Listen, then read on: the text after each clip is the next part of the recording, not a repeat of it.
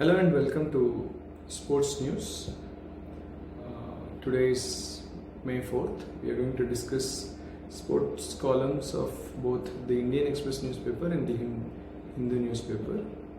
Coming to the first news, that is on a fast bowler, Mayank Yadav, who is currently representing the Lucknow Super Giants, was recently injured, and few matches later again he made a comeback to the team, but again he immediately in one of his overs had to move out during his over. Coming to the sports science aspect of this news, that is how the management is handling the issue. We have discussed in one of our news that Brett Lee also commented about him, and also even Mohammad Kaif said that he is an heritage to Indian bowling squad, so he has to be properly taken care of. So where currently after the IPL season he'll be headed to the NCA, which is in Bangalore, where few of the specialists are going to handle this case, where one of them is Troy Cooley. You can find him on LinkedIn and other social media networks. So he is currently the expert bowling coach, and he's also a biomechanist expert. So here we understand that certain specialists like Ramji Srinivasan, who is an SNC coach from the MRF Foundation, has told that Troy Cooley, and also one of the experts from NCA who has helped Bumrah to make a comeback, even he is involved in the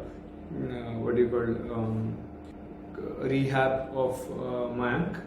So yeah, that is how they are going to plan his comeback. So they want him to play for the India-Australia series, which is happening in November. So that is where the preparation is heading towards. Also, there are few aspects like the bowling action or common causes or the injury mechanism, where the specialists have commented that maybe because of his back foot landing or things like that. So again, from the biomechanics perspective, again there are certain things that they are going to look into his action, his loading, especially his left arm, which is forcefully tucking in while releasing the ball. So that might cause the side strain also. Certain things like that. He also has injured his quadriceps previously. So all looking into all these previous injury aspects, the biomechanist team, the SNC team, the physiotherapy team is going to take care of this young fast bowler. They are even including international specialists like Troy Cooley, who's helped Pat Cummins, especially when during his early days in Australian team, where he also suffered many injuries when he was bowling very quick. Yeah, and coming to the next news is about the Indian relay team, where they might have a chance of qualifying for the Olympics. So 4x400 quarter team, which has won gold in the Asian Games. So the expectations is from that men's team, where everybody is expecting them to qualify for the Olympics. So there is an event which is going to happen in Bahamas, which is the World Relays, and if they qualify, or if they are in the top 14, they are going to qualify for the Olympics. And that is one news. And there are few statistics here, like the men quartet, which has been which has run under 3 minutes, sub 3 minutes at Budapest World Championships. So before that they had not ever run under that time slot. And also they ran very well in the Hangzhou Asian Games. Coming to the men's and women's team, you can see on the screen that there are men and women and mixed relay teams which were declared that they are going to participate in this World Relays. And if we compare our the best runs with the teams that are participating in world level. The men's team stands around 42nd position, whereas the women's team stands around 23rd position. So it is a long way to go, but at least we have done something very major in the field of athletics recently, and I feel in coming 4 years we will be doing much better. So that is it from the athletics point of view. Coming to the track and field, where this news is about Mykolas. So if you can see in the picture, the guy holding the discus, Mykolas Alcana, has recently broke a world record by throwing the discus at 74.35 meters. In this process, he also surpassed his father, who was once an Olympian champion, two-time Olympian champion and double world championship gold medalist. So he surpassed him too. So the interesting part of this article was a question, anthropometry perspective, which is about the arm span. So his father has an arm span of 2.24 meters.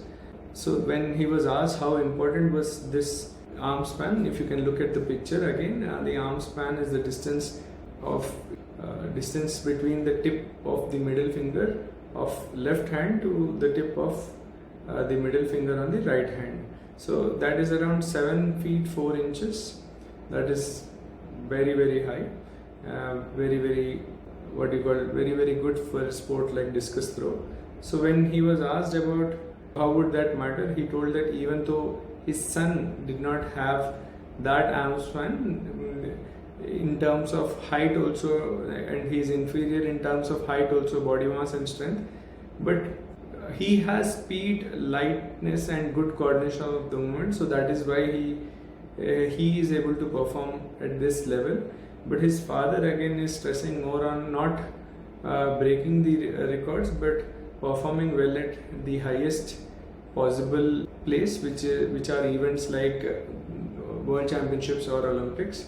So that is one important news here. And also he was earlier into football, and one day he couldn't find football shoes for his foot size, where his father jokingly said that wear the discus throwing shoes and go practice discus.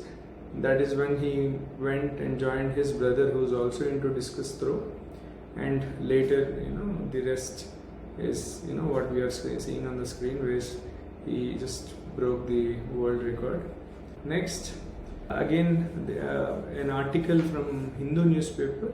Earlier it was from Indian Express. This is where we can see in the women's category, even till date, the longest throw has not been surpassed yet. It was thrown in 1988 by this woman that you are seeing on the screen.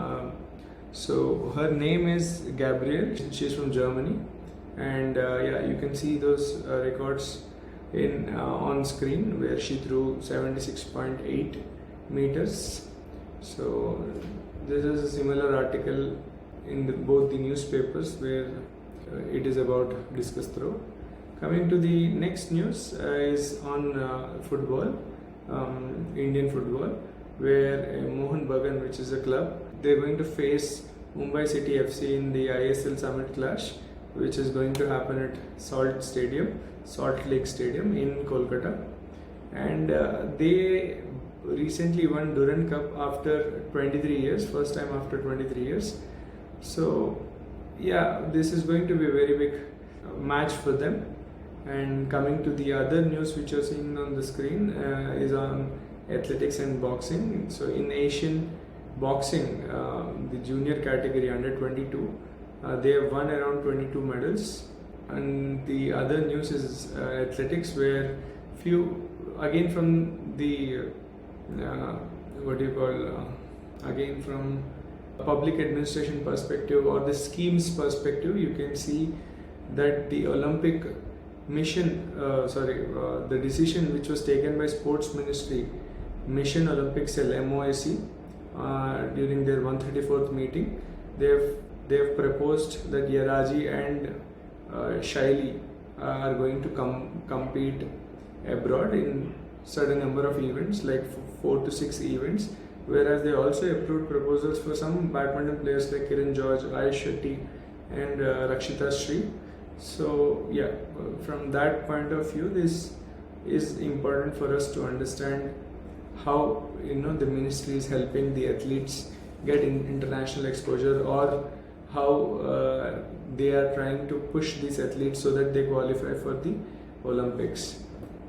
Yeah, I think that is it. Thank you.